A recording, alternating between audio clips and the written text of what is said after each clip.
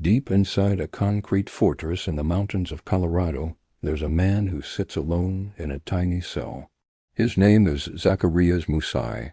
He's the only person ever convicted in an American court for the September 11th attacks, the day when terrorists flew planes into buildings and killed nearly 3,000 people. He's been locked away for almost 20 years in America's most secure prison, a place so secret and so harsh that some call it a clean version of hell. But here's the mystery. Was he really supposed to be on those planes? Or was he just in the wrong place at the wrong time? His story is filled with strange twists, bizarre courtroom moments, and a secret that he kept hidden for years. This is the story of the man they called the 20th hijacker, and the prison cell he'll never leave. If you're intrigued by mysterious true crime stories like this, hit that subscribe button and drop a comment below telling us what you think about this case. Now, let's go back to where it all began. To understand how someone ends up in America's most dangerous prison, we need to go back to France in the 1960s. Zacarias Moussaoui was born on May 30th, 1968, in a town called Saint-Jean-de-Luz in southern France. His parents had come from Morocco, a country in North Africa. He wasn't born into terrorism. He was born into a normal family with a mother who loved him and siblings who played with him. His childhood, though, wasn't easy. His father was violent and abusive. Young Zacarias watched his father hurt his mother, and he felt helpless to stop it. When he was just a boy, his parents divorced, and his mother, Acha, raised him and his siblings alone. She worked hard to give them a better life. She wanted her son to succeed, to be someone important. Zacarias was smart. He went to school, and later he even went to college. He studied at universities in France and then in England. By the 1990s, he was living in London, studying business.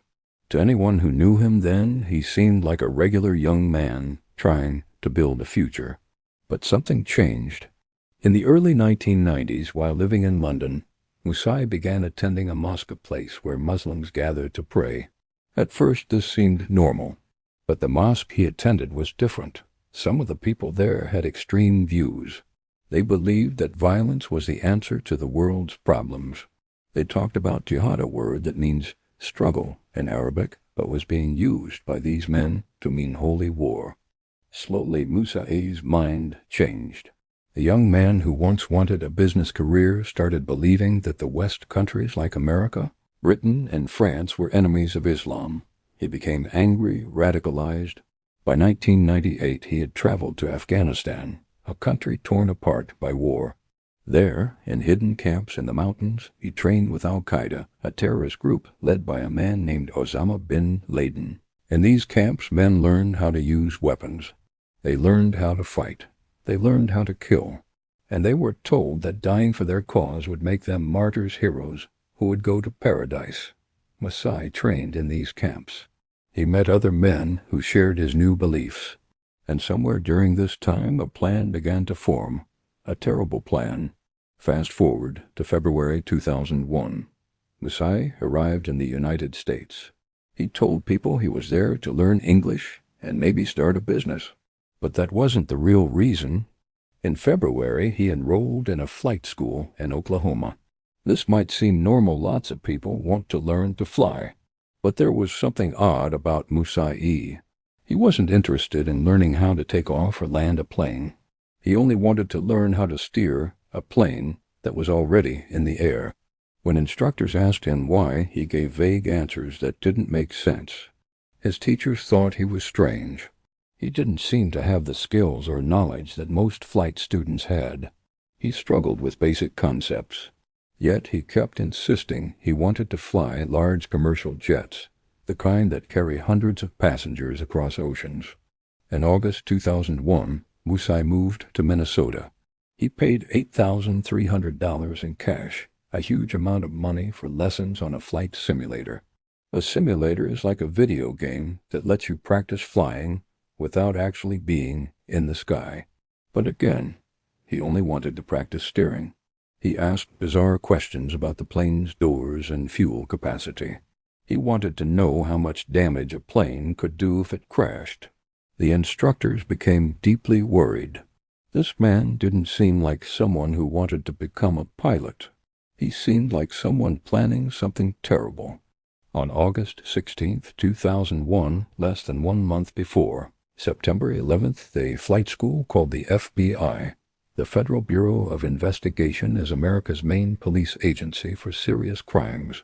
They investigate terrorists, spies, and dangerous criminals. When FBI agents arrived to question Moussaoui, he acted nervous and gave confusing answers. They discovered he had overstayed his visa, the permission foreigners need to stay in America. That was enough to arrest him. They took him into custody. They searched his belongings and found some suspicious items, knives, flight manuals, and a computer. But at that moment they didn't know just how important this arrest was. They didn't realize they had stopped someone connected to the biggest terrorist attack in American history. They didn't know that in just 26 days the world would change forever.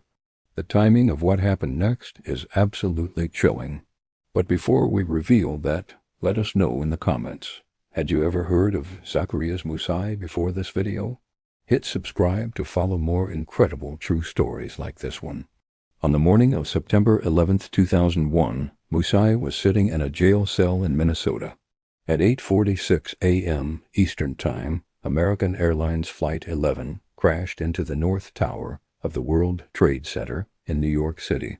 17 minutes later, United Airlines Flight 175 hit the South Tower.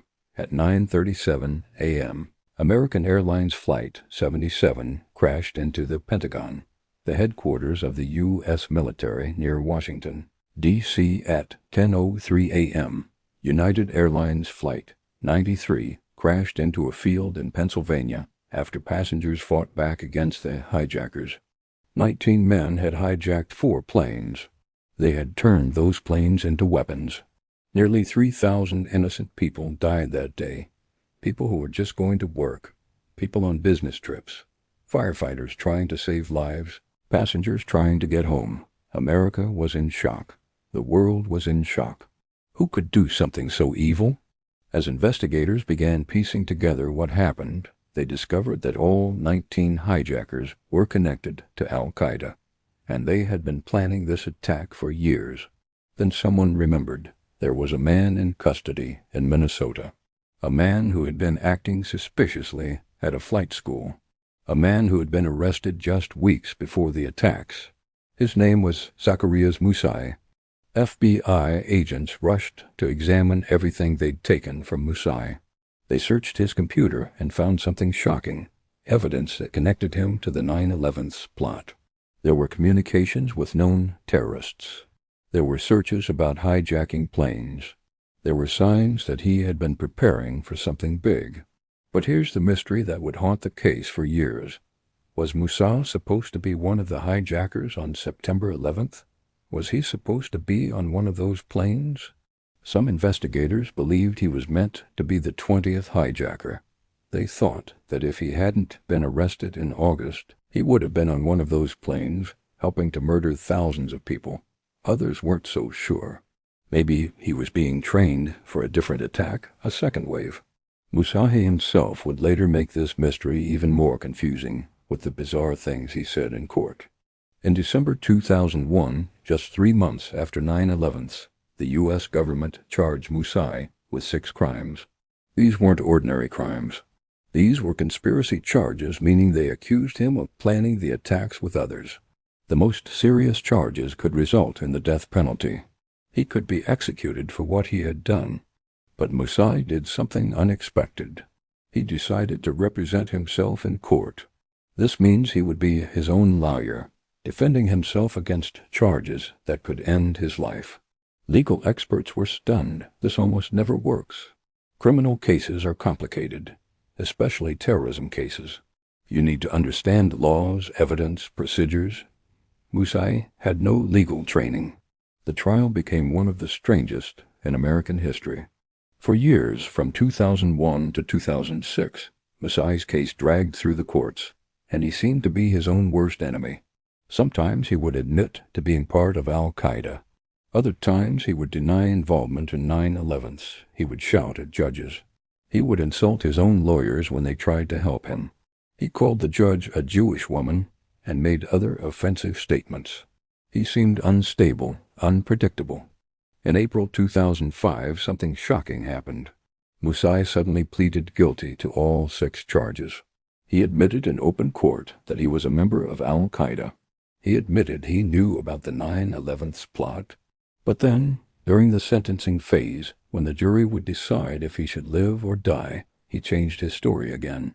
He said he was supposed to hijack a 5th plane and fly it into the White House, the home of the American president.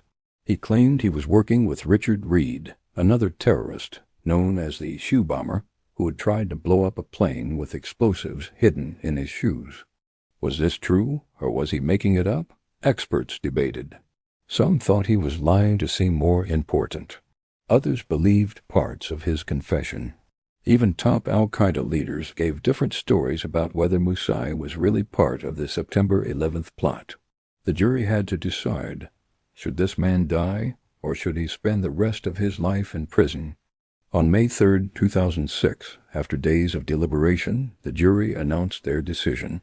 Zacarias Moussaoui would not be executed. Instead, he would receive life in prison without any possibility of parole. This means he would never, ever be released. He would die behind bars. When Moussaoui heard the verdict, he didn't seem upset.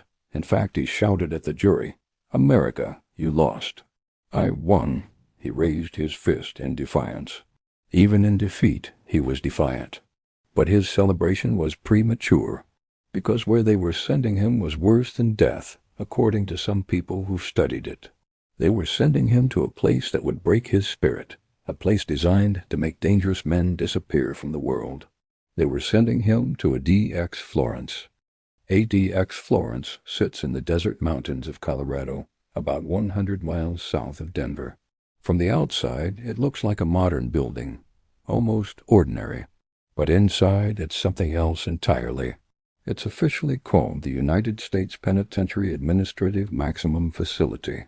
Most people just call it ADX Florence, or the Alcatraz of the Rockies. This isn't a normal prison.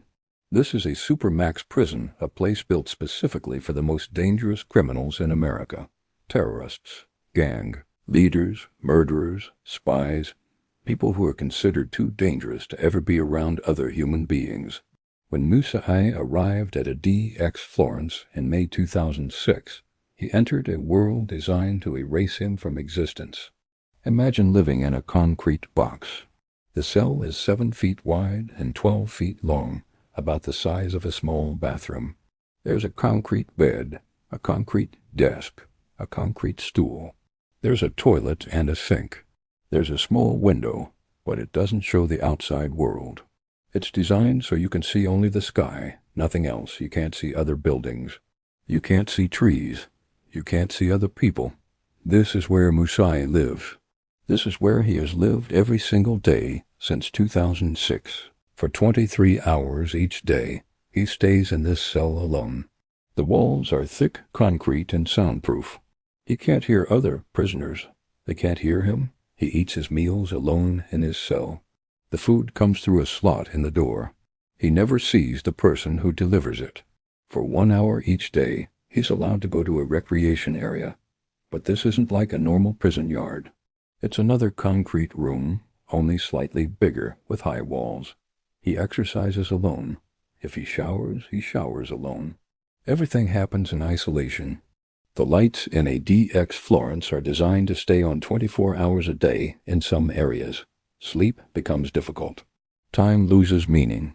Some prisoners have said that after months or years in ADX Florence, they start to lose their minds. They forget how to have conversations. They talk to themselves. They see things that aren't there. Human rights groups have called this psychological torture. They say that keeping humans in such extreme isolation for years destroys their mental health. But the U.S. government argues that men like Moussaoui are too dangerous for anything else.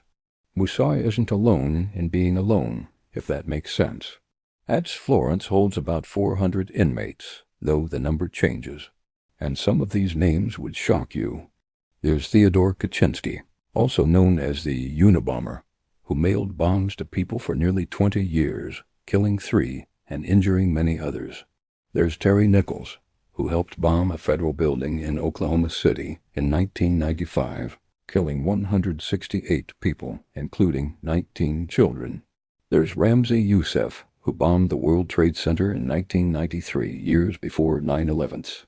There's El Chapo, the Mexican drug lord whose cartel was responsible for thousands of deaths. These men live in the same prison as Moussaoui, but they will never meet. They will never see each other. They exist in parallel universes, locked in their concrete boxes, separated by walls and silence. For Moussaoui, who once dreamed of being important, of being a warrior for his cause, this isolation must be crushing. He wanted to be remembered.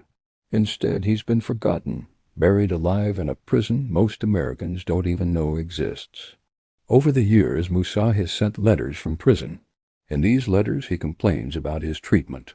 He says the isolation is destroying him mentally. He calls it torture. He says that being alone for so many years with no human contact, no conversation, no touch, is making him lose his mind. In 2019, he wrote a letter describing his conditions. He said he was being kept in dungeon-like conditions. He complained that he couldn't even hear other human voices. The silence, he said, was deafening. But many people, especially the families of 9/11's victims, have no sympathy. They remember the morning of September 11th. They remember their loved ones who never came home. They remember the phone calls from people trapped in burning towers saying goodbye. They remember the firefighters who ran into those buildings and never came out. They remember the passengers on Flight 93 who fought the hijackers and crashed the plane into a field to save others. To these families, Moussaoui's complaints about isolation seem meaningless compared to the permanent isolation their loved ones experienced when they died. But here's something that still puzzles investigators and historians. What was Moussaoui's actual role in 9/11's? Remember, he was arrested before the attacks happened. He never got on a plane. He never killed anyone directly. So what was he supposed to do? The official story is complicated. Some evidence suggests he was being prepared for the September 11th attacks.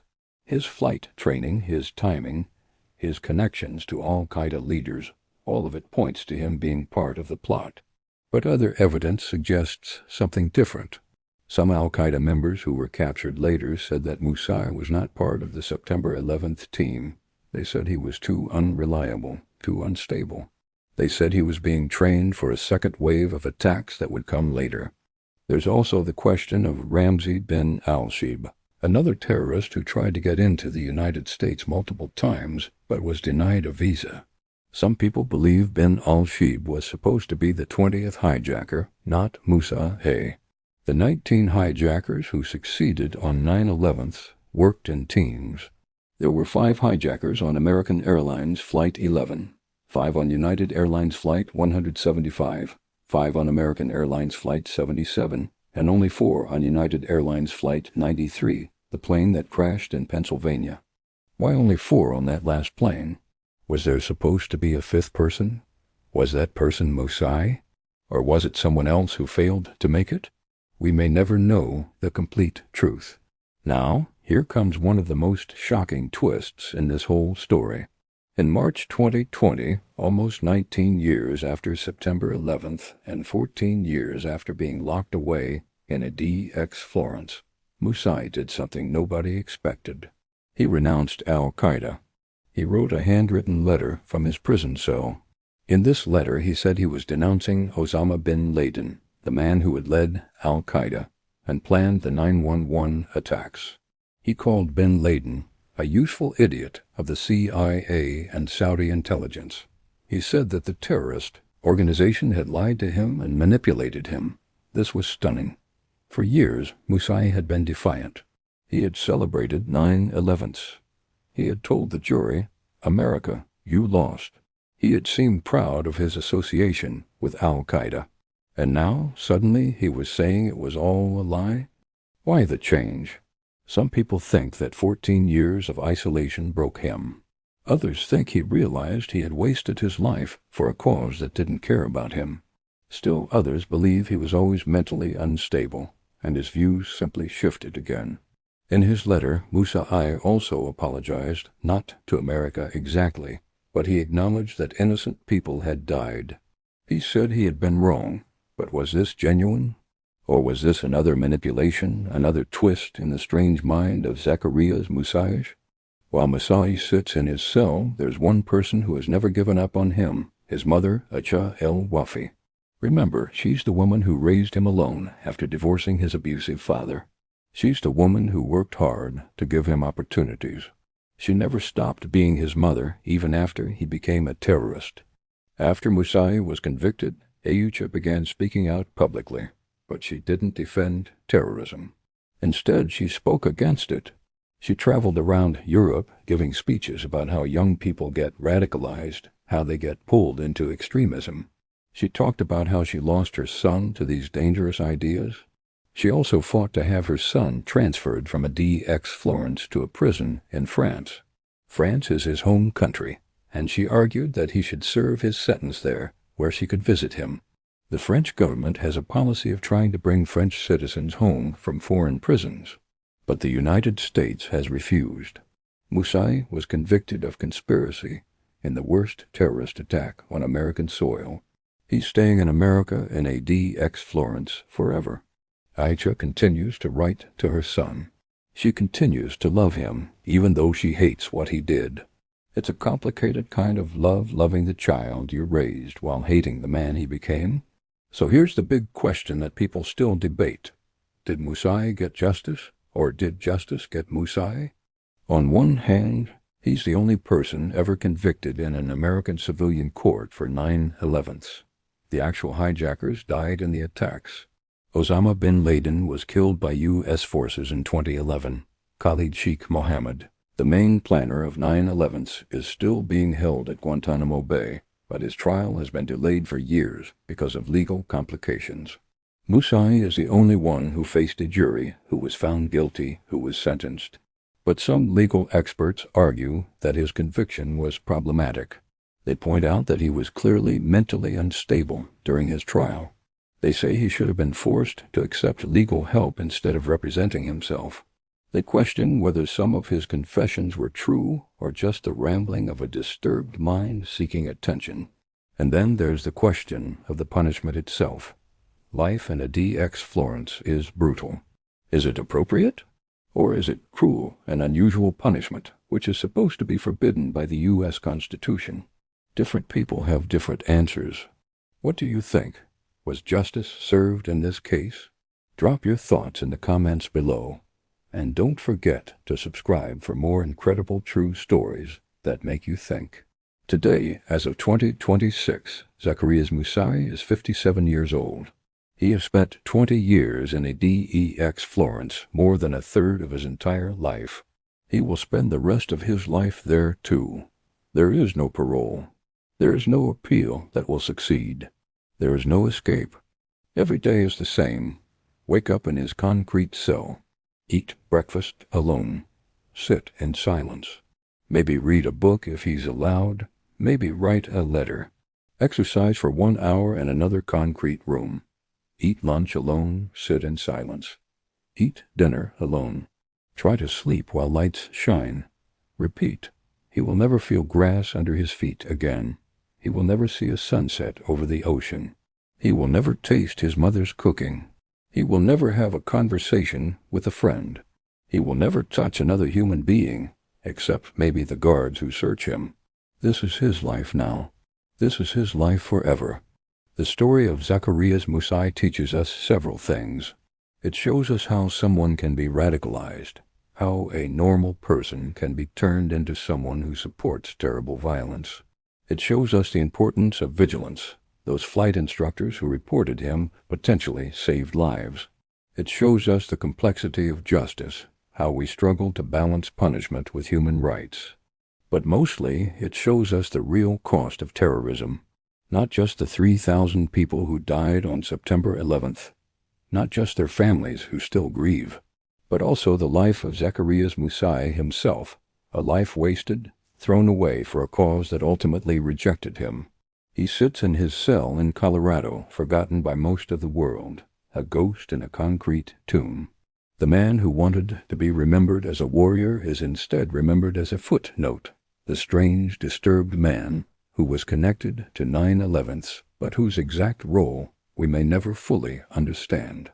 And perhaps that's the most fitting punishment of all, not death, but irrelevance, not martyrdom, but obscurity, not paradise, but a 7 by 12-foot concrete box where he will grow old and die, alone with his thoughts in the fortress prison known as ADX Florence. The guards will continue their rounds. The concrete walls will continue to stand.